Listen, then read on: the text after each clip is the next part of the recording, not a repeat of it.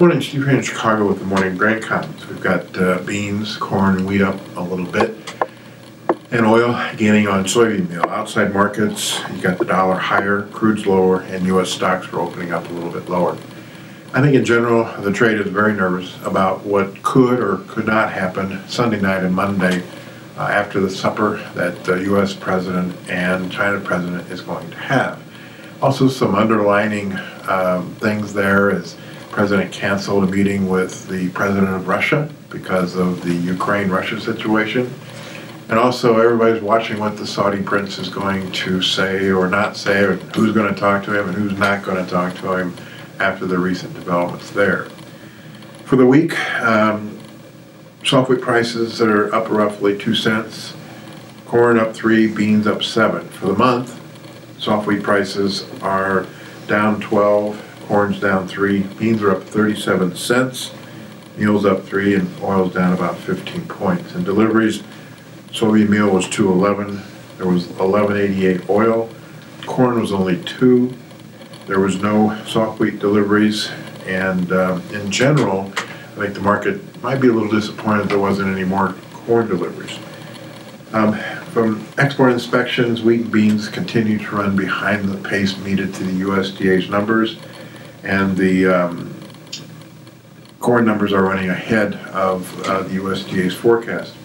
An interesting side note is that there was quite a few people overnight that wrote that if the President of the United States shuts the government down, there won't be a December USDA report.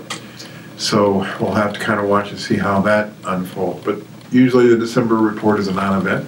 They don't usually make a lot of changes. The only thing that they will be watching is obviously they'll know if there's a deal or no deal, and they could make adjustments one way or the other in soybean global trade, who's going to do what, and things like that. But certainly the China import data suggests that they're too high, even at 90 million tons on the Chinese import numbers.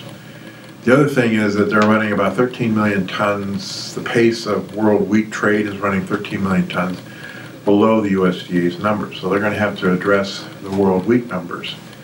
The other thing is that as far as South America is concerned, there's a little bit too much rain in northern Brazil. That's raising concern about rush issues there. But there have been numbers bigger than 120 million tons thrown out. And some people think their harvest could start as early as 2 weeks from now.